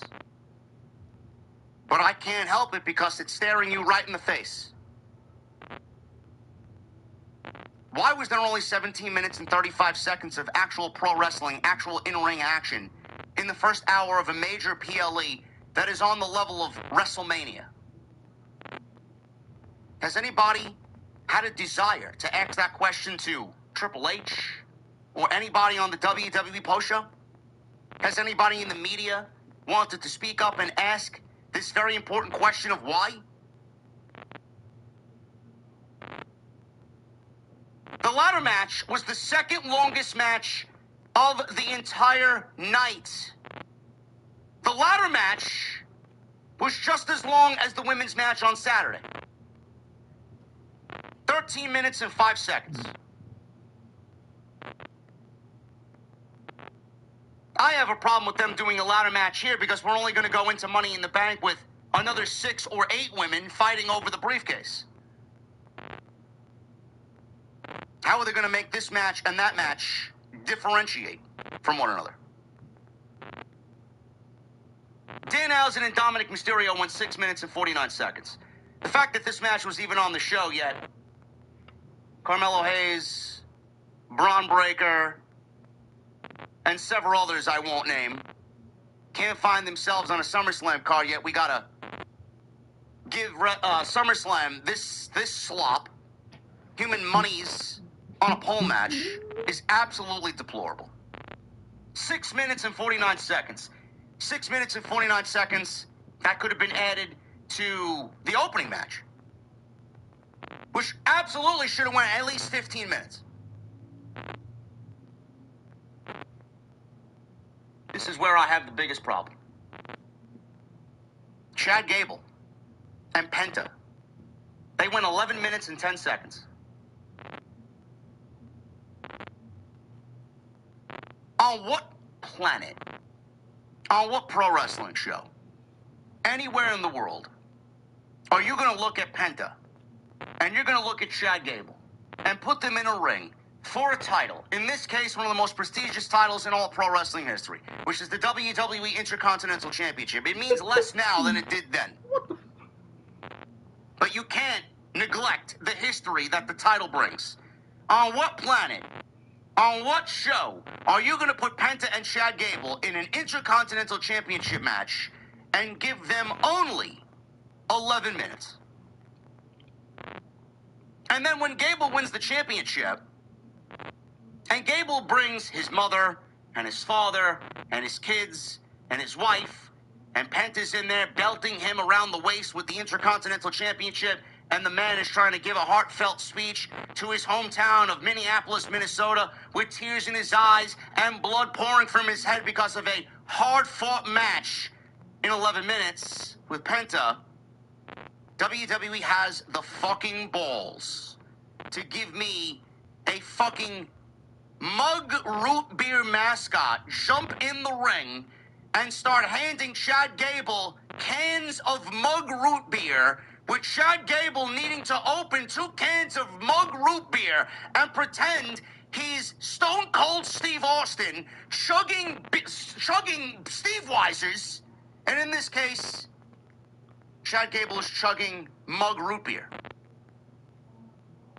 Out of every moment, out of any other time on these 2 nights where we were bombarded with ads, where we were given less pro wrestling, of all the times that you had to give me an advertisement, you needed to just plaster the mug root beer logo and the fucking mug root beer advertisement with a fucking mascot in the middle of the ring while this guy is winning his first singles title in his professional wrestling career. What the fuck are we doing? I know, White. You don't hate this company enough. Yeah. Get this guy out of the chat. I know, White. You're a complete fucking Nimrod. You're a complete fucking retard. Get out of my fucking chat, Forceworks. Force yourself to the fucking bench, you fucking idiot. You don't hate these people enough. Chat, do you realize that in 2 hours and 30 minutes, WWE for Night 2 of SummerSlam gave you less than 50 minutes of in-ring action? 2 hours and 30 minutes of SummerSlam before Roman Reigns and Seth Rollins hit the ring for their very long entrances and very long introduction, and then the bell rang. You do realize 48 minutes in a 2.5-hour pro wrestling show that is deemed the WrestleMania of the summer, a 2-night SummerSlam event, is absolutely 100% positively fucking deplorable. And I have to ask, why are these shows so short with the in-ring action? 17 minutes and 35 seconds in the first hour is all right to you? Oh, but I had a good time. I had a fun time, JD. You had a fun time doing what? Watching fucking advertisements? You had a fun time doing what? Jerking off in the middle of the fucking advertisements while you got no pro wrestling? What exactly did you have fun doing? I would love for someone to genuinely answer the question. Honestly, what the fuck did you have fun doing? 17 minutes and 35 seconds in the first hour is all right to you? And once again, I need to reiterate, I hate watching pro wrestling like this, but man, oh man, are they fucking... They're like slapping you in the face with it. You don't notice the matches ending short? You don't notice the matches not going longer when they really need to go longer? I'm watching Chad Gable and Penta, and I knew that the match was going to end when it ended because you started to see them. They almost skipped gears. They were in the go-home stretch about 6 minutes in. How do you consume pro wrestling like this? I'm watching them wrestle 6 minutes, and what they're doing at the 6 or 7 minute mark is what you should be giving me in the fucking 15, 16, 17 minute mark. How do you have enough time to tell a proper story? And the sad thing is they had story coming in. They had a whole story coming in. How do you have enough time to tell a story in 7 minutes then go home and match ends in 11 minutes. The fact that that doesn't bother people is fucking very bizarre to me. Really. And the same thing happened at WrestleMania. It was actually worse at WrestleMania. It was worse on night one of WrestleMania. They followed the same blueprint. But people are going to look at this as the better show, and they're not going to look at WrestleMania and SummerSlam in the same vein. You knew it was going to end up the same way. The only difference is WWE shortened the ad breaks in between the matches. They were 4 minutes instead of being 7 minutes at WrestleMania. So, to the fucking dummy out there, they felt less bombarded by ad breaks. But WWE didn't offset that by adding more pro wrestling to the show when they really should have added more pro wrestling to the show. Roman Reigns and Seth Rollins went 33 minutes and 33 seconds. What a number that is, huh? Brother, Roman Reigns and Seth Rollins went just as long as every other match combined in overall match time. Again, I ask, what the fuck are we doing? Why is this a thing? Why is this the current direction of WWE? And why do these matches feel like they're never into full swing, never get into full gear, they just exist? With the entrances and theme music and the introductions, they went just as long as every other match on the show. It would probably equal out to be just the same. Because you know Roman's entrance is 10 minutes at least. And then Rollins had to come out and he got an extravagant entrance as well. With the ring introductions, they didn't get started until maybe 45 minutes.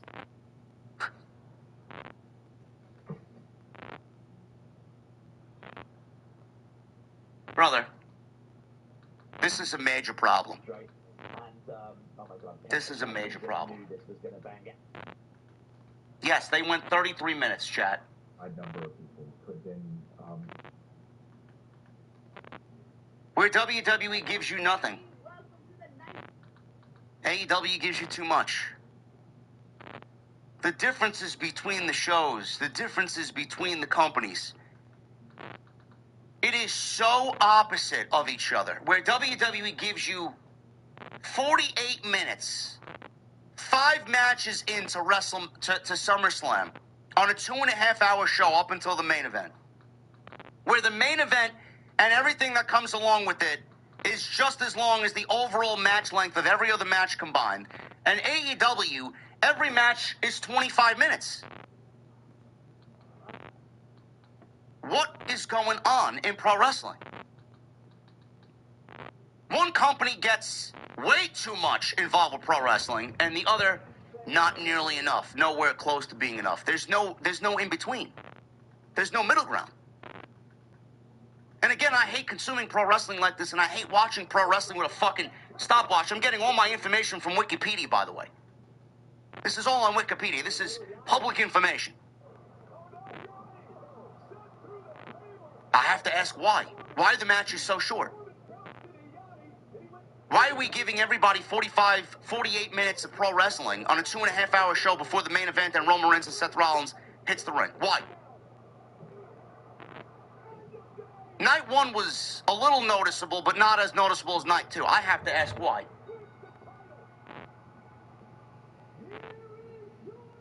The weekly television shows, some of the matches on the weekly television shows are longer than the matches we get at the PLE. Why is that the case? Why?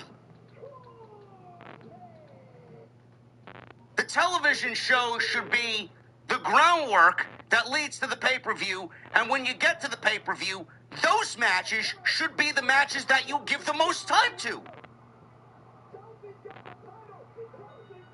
Why are Cody and CM Punk, Roman and Seth, going 63 minutes between both of their matches, and I got to sit here and watch Kevin Owens, Finn Balor, Sami Zayn, and Gunther go 8 minutes?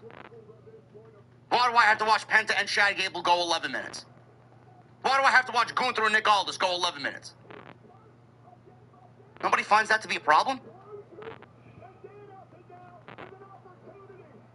WWE doesn't do that on some of their B-level shows. Some of the B-level shows are better than the actual SummerSlams and the WrestleManias that we get. Because they'll book 5 or 6 matches, and then they'll book a 20-minute match in the middle of the card. But why aren't they doing that for a WrestleMania or a SummerSlam? Do they have a hard out? Do they have a hard exit? What's the rush? What is the rush? Why are you not giving fans what they are paying for? We come to watch the pro wrestling. And then you give me 48 minutes, tops, in 5 matches after 2.5 hours. That's inexcusable. It's inexcusable. How you people, I would be curious to know how you people who are there live experiencing this feel. Nobody's upset at that. Oh, but I had a good time throwing the ones in the air, watching Roman Reigns and Seth Rollins go 33 minutes. I got my money's worth for 2 nights. That's not the point. They are shortchanging you like a motherfucker, and nobody is speaking up about it.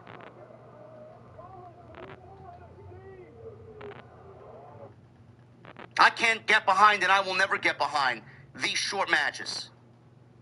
It is so damaging to the overall show to see this. To see a Danhausen match on a show like this, where it didn't need to be on this. That could have easily existed on Friday Night SmackDown. We just got done with something like that at Saturday Night's Main Event. Now we got to do another match on SummerSlam.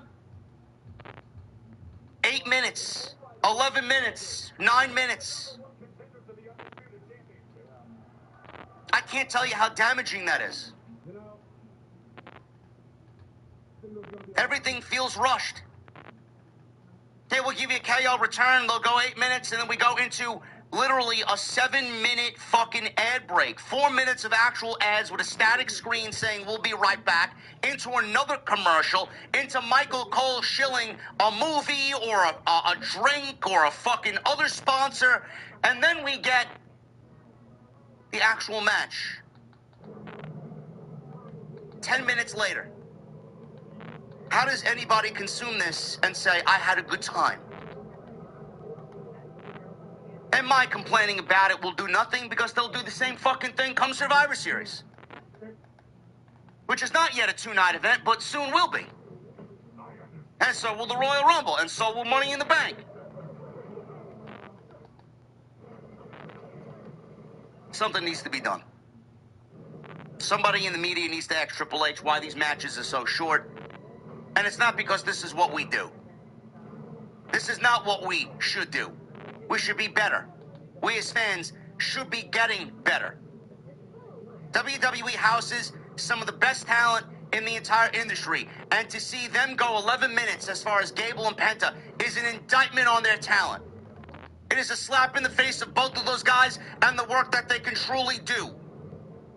Why, as a pro wrestling promoter, would you want to suppress Chad Gable and Penta from going out there and giving us 20 minutes of a barn burner match that could easily be match of the year? Oh, but they can't do that because we can't have them take away from Roman Reigns and Seth Rollins. This mentality of only one match can exist as the best, and we can't take away from our main event, we can't take away from our bread and butter.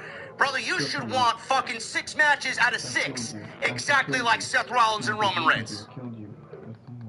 That's what makes a great show. That's what makes us excited. That's what makes us want to watch more. That is what makes us fans of professional wrestling. WWE doesn't give a fuck about the fans. With 48 minutes and 5 matches, and Roman Reigns and Seth Rollins basically equaling everything else that came before it on night 2, it's inexcusable. Yeah. I'm sorry, and I needed to get that off my chest, because it's staring you right in the fucking face, and I'm not going to ignore that horrible, horrible feeling of watching this show. With every match ending, I'm like, is that it? Why is it so short? Why did it go 8 minutes? Why did it go 9 minutes? Why is it this? Why is it that? It's staring you in the face. I cannot stay quiet on something like that. I can't. We're going to get into this show. We're going to talk about some of these outcomes, where they go, where they might not go. what WWE and Triple H needs to do with some of these outcomes? We're going to get into this show. Night 2 was better than Night 1, and this is your SummerSlam Night 2 2026 post-show right here on Off the Script.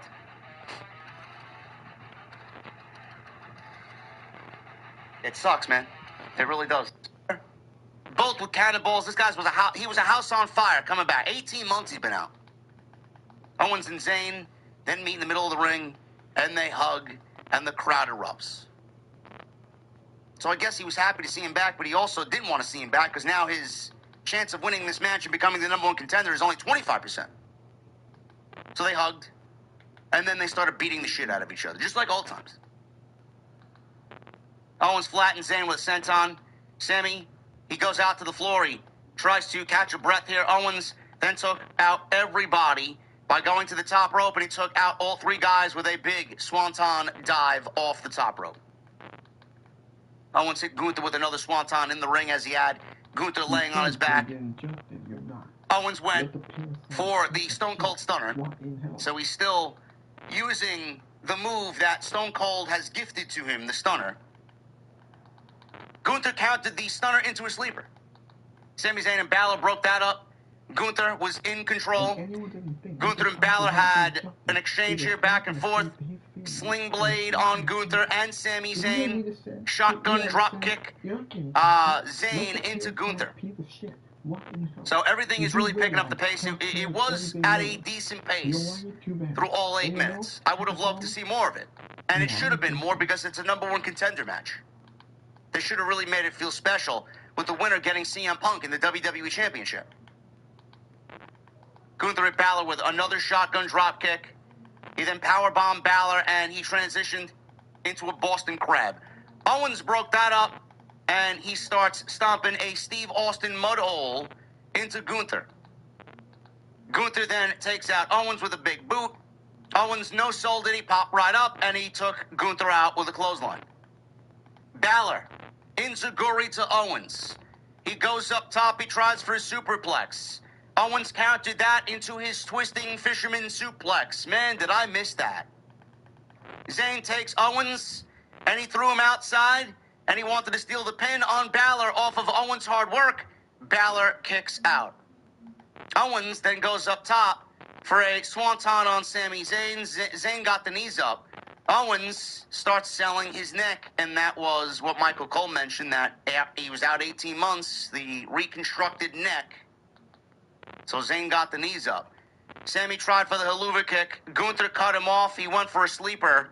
Balor, he comes off the top with a double stomp. Now Gunther has got Sammy laying down in the body scissors with the sleeper hold. Balor comes off top with a double stomp.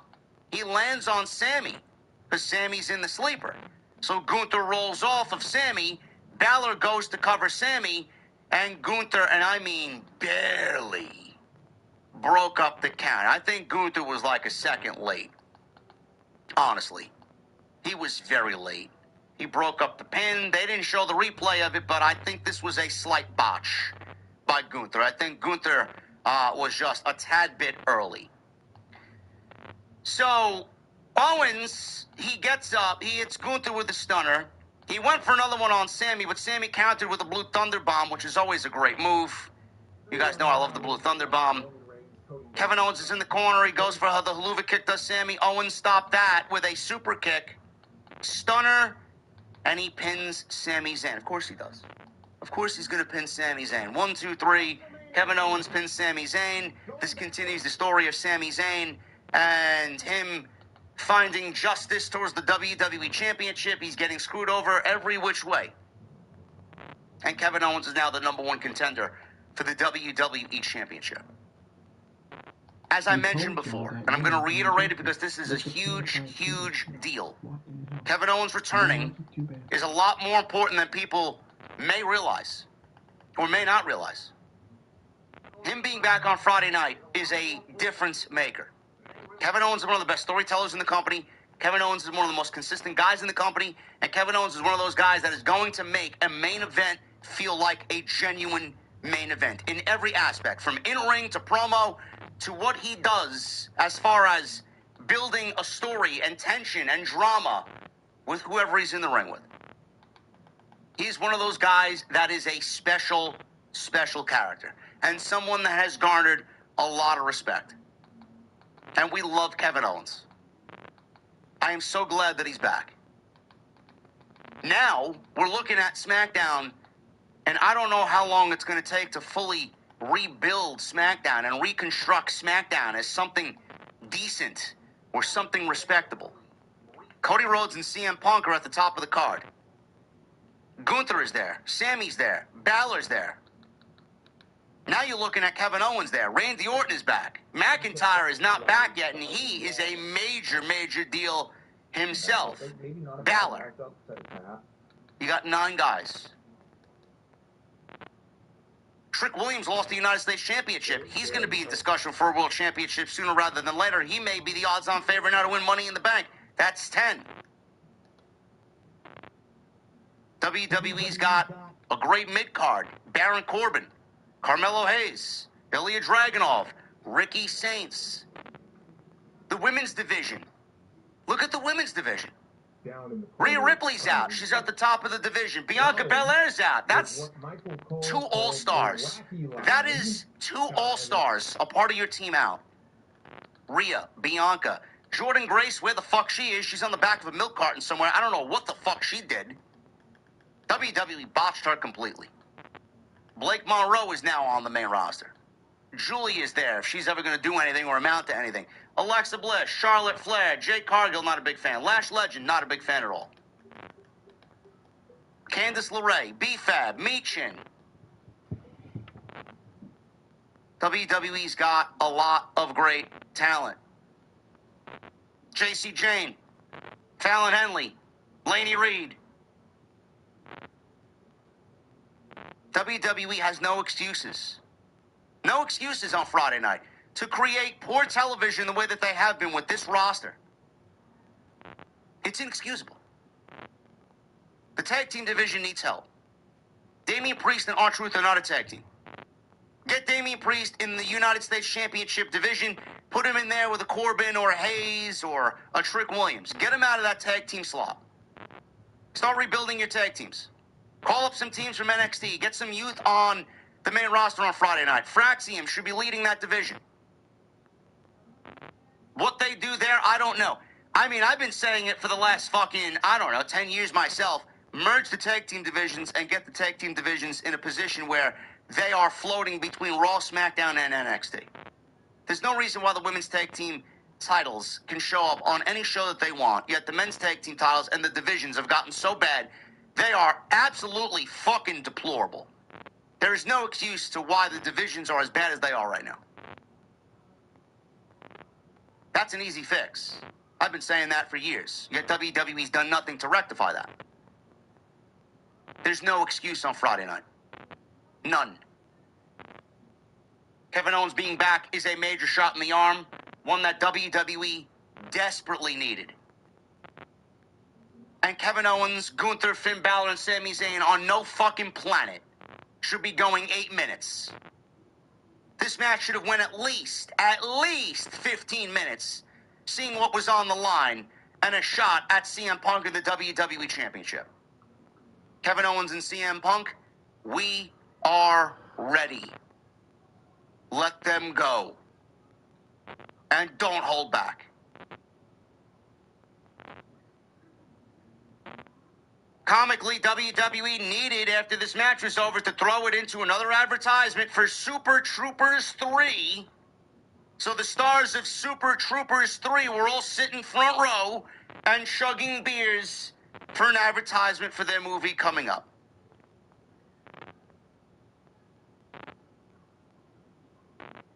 Trick Williams defends the United States Championship against Baron Corbin.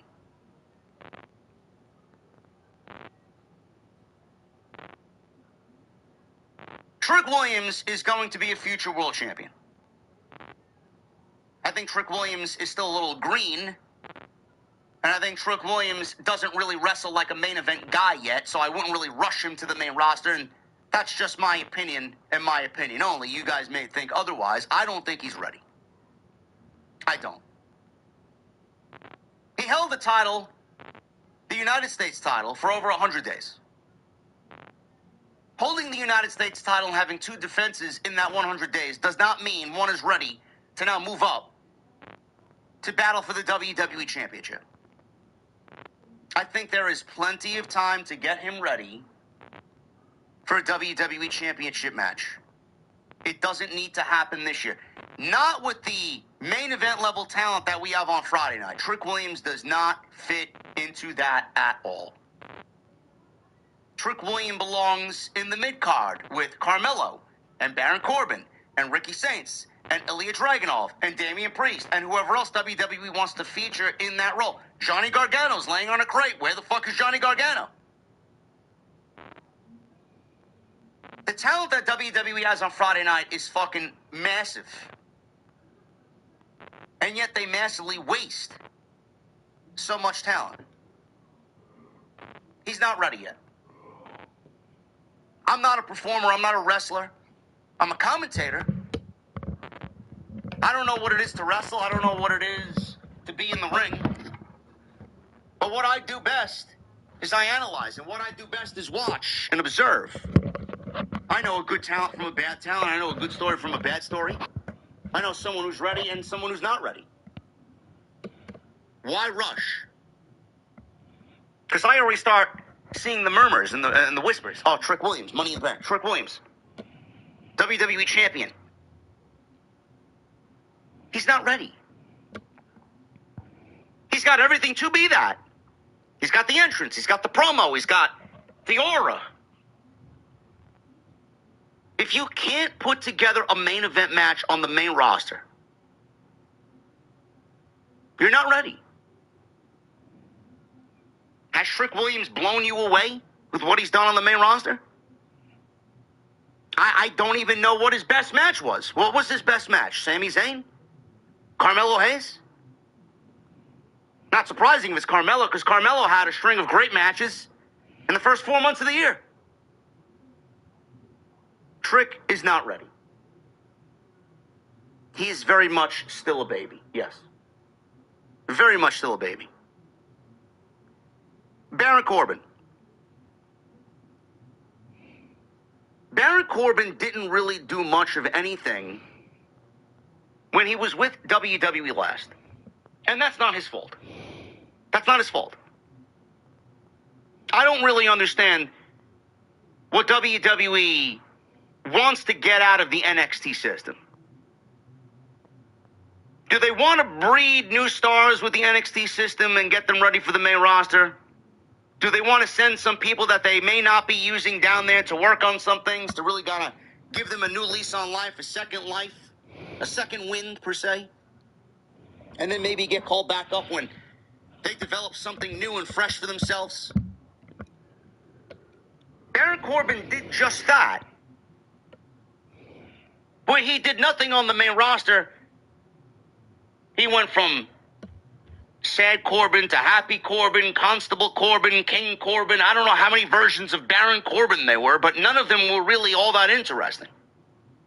He was always a decent in-ring performer, and he always got decent heat as a heel. But they didn't really do anything with him.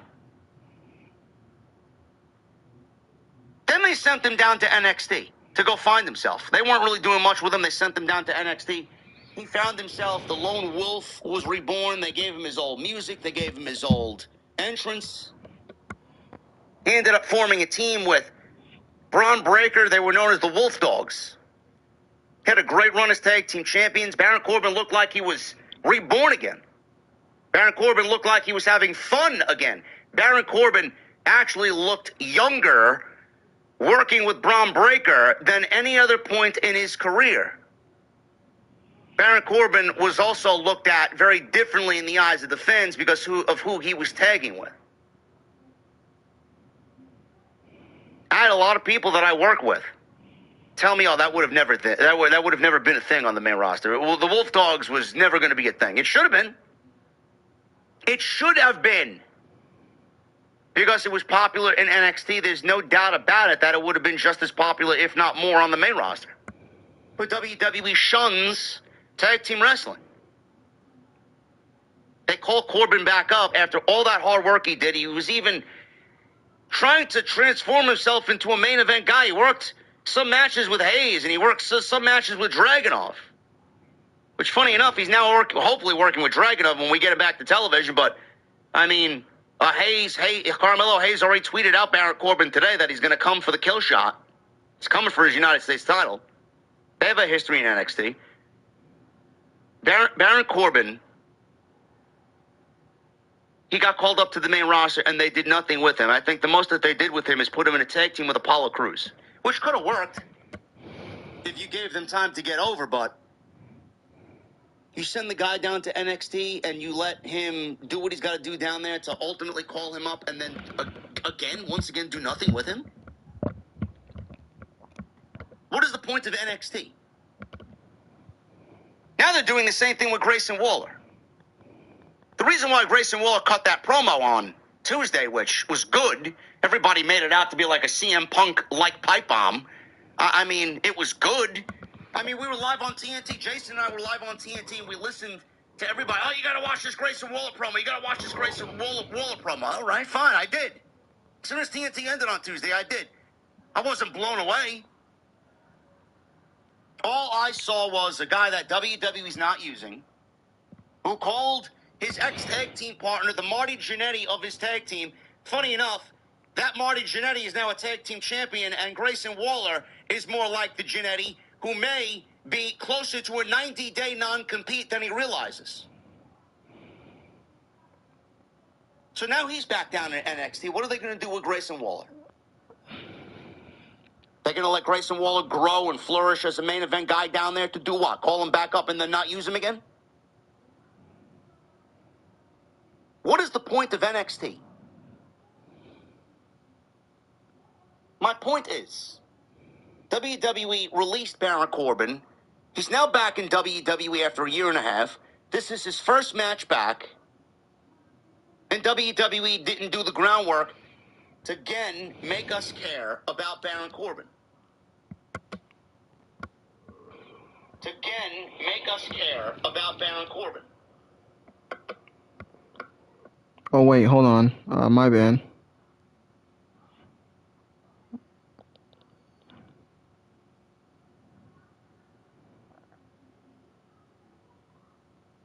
Domino's is doing 50% off. I might as well stop the video, and I made it long enough.